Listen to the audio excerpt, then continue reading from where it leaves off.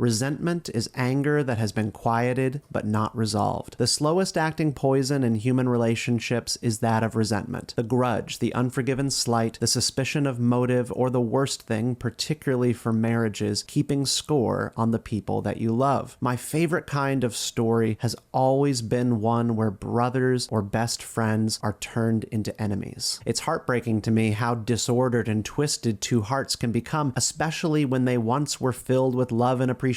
The fallout of Anakin Skywalker and Obi-Wan Kenobi has never stopped speaking to me. I remember being 15 and sitting next to my brother and best friend watching Revenge of the Sith in theaters. You were my brother, Anakin! I loved you!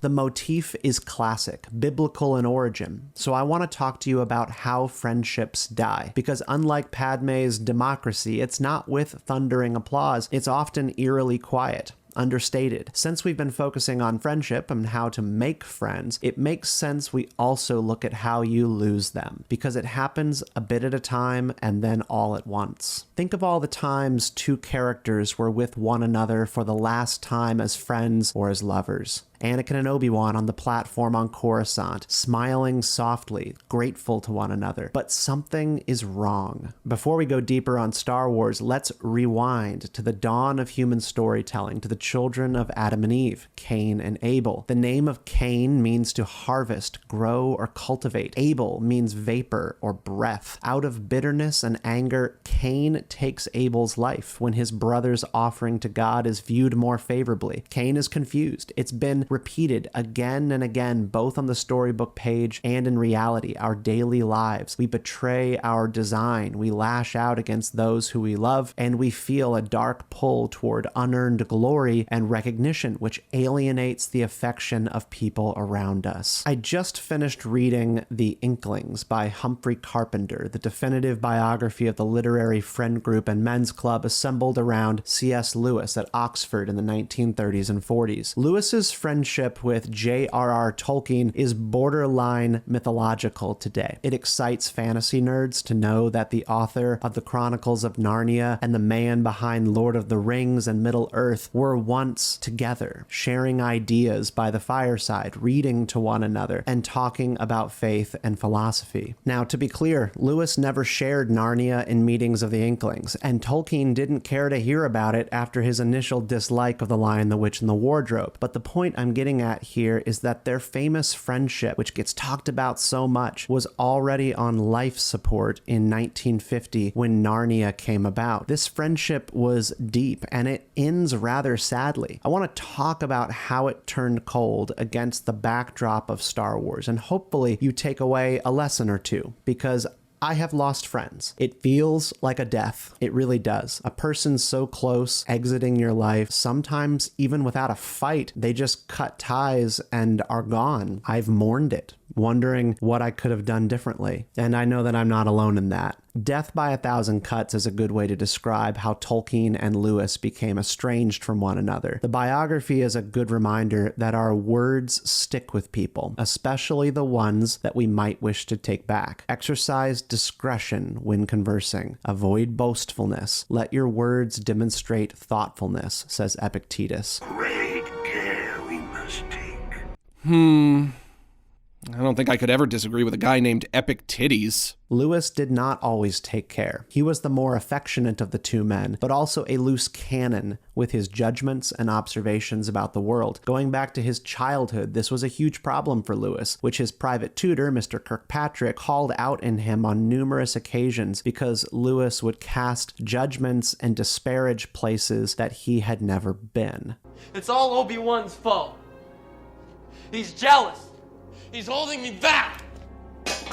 And so here's what went wrong with Lewis and Tolkien. Famously, Tolkien had played a vital role in bringing C.S. to believe in God and the divinity of Jesus Christ. But when Lewis converted, he landed in the Anglican Church and defaulted to his Northern Irish resentments toward Catholics, which were not good or kind. And Tolkien was very Catholic. You know, it's a strange thing, really, to be an atheist for so many years, to convert, to write a book called Mere pure Christianity, which aims to transcend denominational bickering and still be crude toward your closest friend about Catholics, a man who ministered to you. In the company of his brother, Lewis was known to call Catholics bogrots and bogtrotters, and it was known how hard he tried to keep that tamped down when he was with his friend Tolkien. But the problem is that once your friendship or even a romantic relationship has been invaded by a topic that cannot be broached, you've contracted a fatal illness that is eventually going to consume the entire relationship. It will die. What is it? Nothing. Don't do this. Don't shut me out. Let me help you.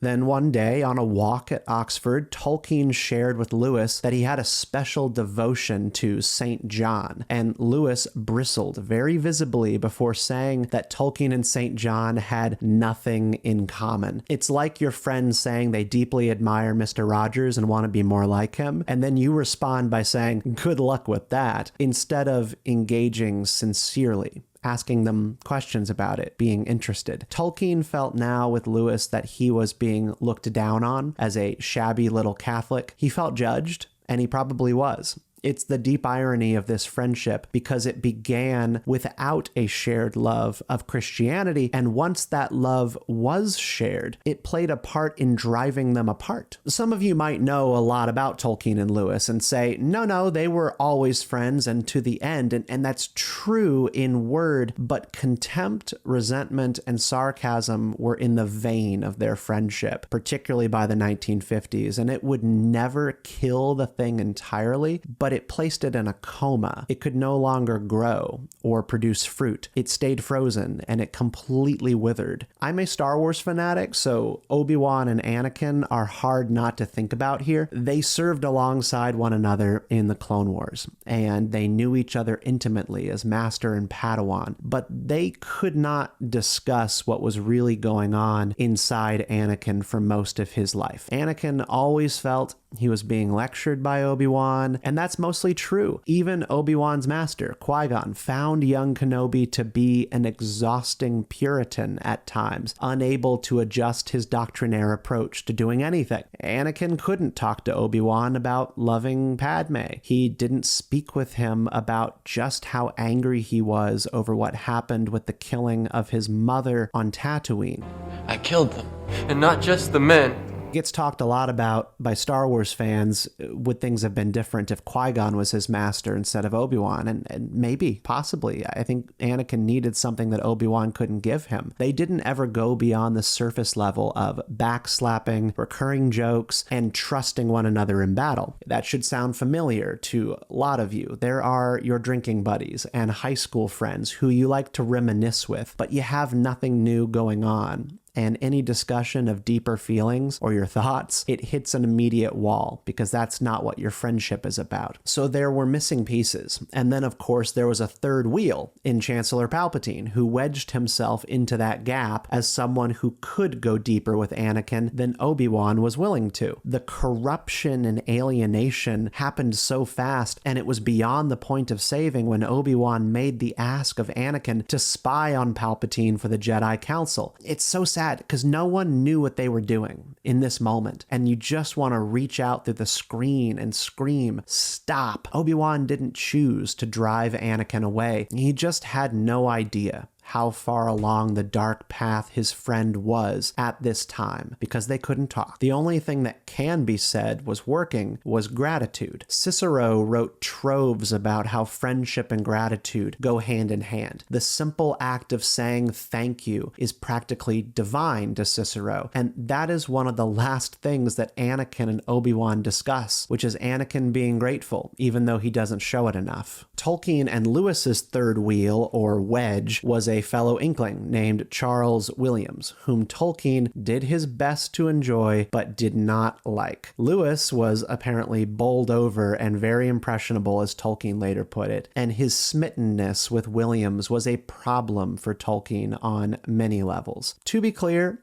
Tolkien was a bit of a withholding and judgmental guy. His crabbiness is exhausting to read about at times. Just look at all the why did Tolkien hate this, that, and the other videos. Most of them are in fact true. He hated a lot of stuff rather unreasonably. Lewis had the opposite problem. He gave affection too freely, sometimes in ways that cheapened his love and encouragement to friends like Tolkien. He didn't have enough boundaries, even though he talked a big game about having them. There are so many more tiny slights and offenses between them before C.S. finally dies in 1963. They would share space, they would have drinks together, they would support each other professionally when possible, but the well of resentment had run black. Their conversations were short and professional in the final years. In the end, much like Anakin and Obi-Wan, Lewis would eventually get married in secret and conceal it from Tolkien for quite some time. In classic Tolkien fashion, he cared more than a little that Lewis married a divorcee, which was very taboo, and in classic Lewis fashion, he did whatever he could to justify the marriage to himself. And there was a lot of hurt feelings about it in both directions. Tolkien felt pushed away from his old friend, and he was also envious and resentful of Lewis's popularity around the world as a Christian apologist. It was either jealousy or what he called it, the vulgarity of Lewis's success, which suggests that he might have thought that Lewis was overrated and not as good as people thought. But still, part of Lewis's character was to ceaselessly love on Tolkien, whereas Tolkien withdrew his affections and time from his old friend Lewis. And when Tolkien heard that Lewis had died, he wrote to his daughter, "So far, I have felt the normal feelings of a man my age. Like an old tree that is losing all its leaves one by one, this one feels like an axe blow near the roots." The image of a tree being mortally wounded is enough to shutter your eyes for a moment. How many friends have we lost or lost track of, only to hear what's become of them long after the warmest feelings have faded? These men loved one another deeply, but there was so much hurt left unaddressed and undiscussed, and it all began with some unthoughtful sarcasm that Lewis let loose on a walk together, and Tolkien's feeling that he couldn't so much as share one of his favorite poems with Lewis called The Pearl, because he knew that Lewis would have nothing nice to say about it. Has your mom ever said, if you have nothing nice to say, don't say it at all? Well, it's actually important. We long to share things with people. It hurts how much we want to hold out our favorite toy to someone and have them love it the way that we do. That broken urge for validation, for being seen, the need to have our heart understood, you could say that that is what Cain felt when he violently lashed out at Abel. God knew Cain's offering to him was not his best, but you can't help but wonder how sincerely Cain felt that it was. And so blood was spilled. Exile became canon. Estrangement and the longing to be understood by someone, anyone, took their place in the human heart the way that we know it today. Choose your words thoughtfully. Invest in friendships where openness is an expectation. Know that you're not the only one grasping for something beyond words. Help your friends in their search, and you might find what you're looking for along the way. Be a real friend to someone. Do all you can to keep resentment, that quiet anger, at bay, because nothing good comes from it. To close this book on Anakin and Obi-Wan, as well as Lewis and Tolkien, I mentioned Anakin and Obi-Wan's final interaction as friends being one of gratitude. 2 years after Lewis's death, Tolkien wrote a note of gratitude about his old friend, and he said of C.S. Lewis, "The unpayable debt that I owe to him was not to influence as it is ordinarily understood, but sheer encouragement. He was for long my only audience. Only from him did I ever get the idea that my stuff could be more than a private hobby, but for his interest, an unceasing eagerness for more, I should never have brought The Lord of the Rings to a conclusion. If you do nothing else today, tell a friend thank you for everything." I'm Steven, and you've been watching Geeky Stoics.